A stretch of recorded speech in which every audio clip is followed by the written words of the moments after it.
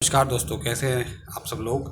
मैं डॉक्टर दीपक सिंह और स्वागत है आपका आपके अपने यूट्यूब चैनल फार्मालॉग 88 पर। यहाँ मैं आपके लिए लेकर आया हूँ एक नई फार्मासिस्ट वैकेंसी की इन्फॉर्मेशन, जो कि डॉक्टर RML हॉस्पिटल लखनऊ में वैकेंसी आई हुई हैं।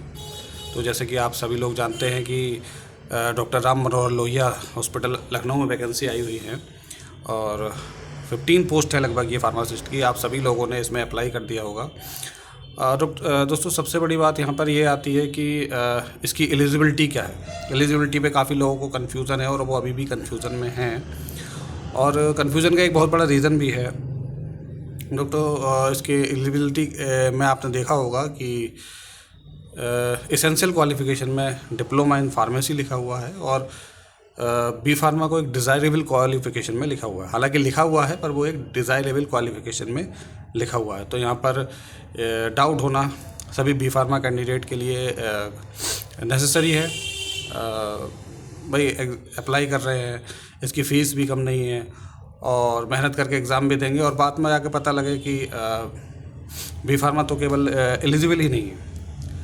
तो ये एलिजिबिलिटी क्राइटेरिया पे इतना बड़ा डाउट क्यों क्लियर होता है। इसमें ना कोई PCI कोई स्टैंड लेती है, ना स्वास्थ्य विभाग उत्तर प्रदेश का कोई स्टैंड लेता है। इसमें कुछ भी क्लैरिटी नहीं है। जो रूल चल रहे हैं, फार्मेसी नियमावली 1980 की चल रही है और वो अभी तक ऐसे ही चल रही है, उसमें कोई संशोधन नहीं किया गया है।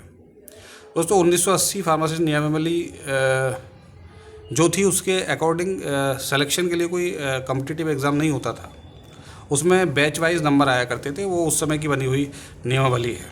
पर अब कॉम्पिटिटिव एग्ज़ाम से जब फार्मासिस्ट की पोस्ट फिल की जाने लगी है तो उसमें संशोधन की भी ज़रूरत है। पता नहीं यूपी सरकार क्यों इसको संशोधन नहीं कर रही है।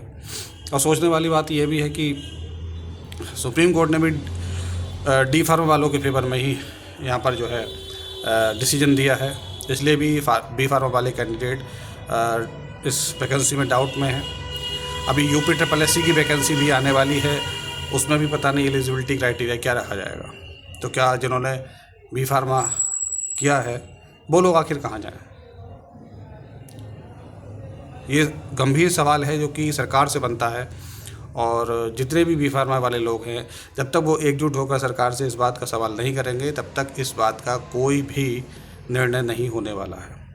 तो सभी फार्मासिस्ट भाई जो कि बी फार्म फार्मासिस्ट हैं, सभी से मेरा ये आग्रह है कि आप सब लोग एकजुट होकर सरकार से इस बात का सवाल करें, सरकार से आग्रह करें कि वो बी फार्मा को भी उत्तर प्रदेश की सभी वैकेंसियों में एलिजिबल करें।